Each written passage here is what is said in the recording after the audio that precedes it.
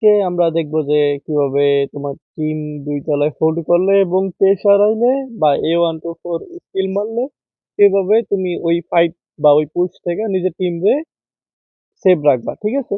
তো এই জায়গায় দেখো ফ্লুক্সো অগের স্কোয়াডের উপরে প্রেসার দিতাছে বলতে গেলে অনেক প্রেসার দিতাছে, ঠিক আছে? প্রেসারের উপরে প্রেসার দিতাছে, দেখো। দেখতেছি না। তো দেখো এই জায়গায় প্রেসার দিতেছে এবং ফ্লুক্সোর একটা প্লেয়ার উপরে উঠছিল বাট ওটা নিচে নেমে গেছে গা, বা পড়ে গেছে গা। তো এই জায়গায় দেখো, এই জায়গায় ওরা বম মারতেছে, মিল্টার মারতেছে এবং মানে সর্বোচ্চ প্রেসার দিতেছে ওর উপরে পুশ করার লেগা।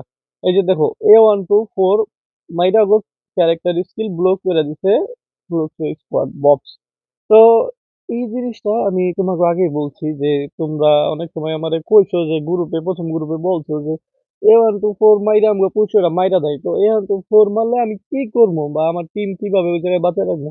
তো তোমারে আমি বলছি যে এমন অ্যাটাক আইলে তোমরা ল্যান্ডমাইন বহাই দিবা এবং নিজের রুম বা ওই জায়গায় বম মাইরা দিবা। বম মারলে কি হইব, A124 এর স্কিলের ইয়া ধরো 30 সেকেন্ড, তো ওই জায়গায় কি হইব, ওই বম মারলে ওরা ওই উঠবো না, 2টা 3টা বম মারলেই অনেক টাইম লস হইব এবং ওরা উপরে উইটা পুশ করবে না কারণ বমে ড্যামেজ খাইবো, এই কারণে ওরা, ঠিক আছে, উঠবো না। তো তোমরা এই জায়গায় অনেক টাইম পাই যাবো গা এবং A124 এর অ্যাবিলিটি নষ্ট হয়ে যাবো গা, মানে বোমারের একটা ক্যারেক্টার স্কিল, মানে অ্যাক্টিভ স্কিল নষ্ট হয়ে গেল গা।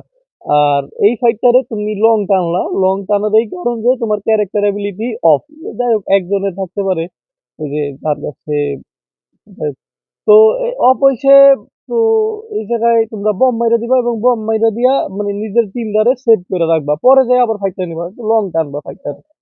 আগেও বলছি, মানে তোমরা যদি ইয়া না করো তাই তোমরা কিভাবে T1 টিম হইবা কও? কিভাবে ইন্টারন্যাশনাল খেলবা? না ইন্টারন্যাশনালে গেলে এমন অ্যাটাক আইলে তোমরা যাইবা আগেই মরে যাবে। এই এই অন্টু করে অ্যাটাক আসার আগেই মরে যাবে না। আজকে এতটুকু।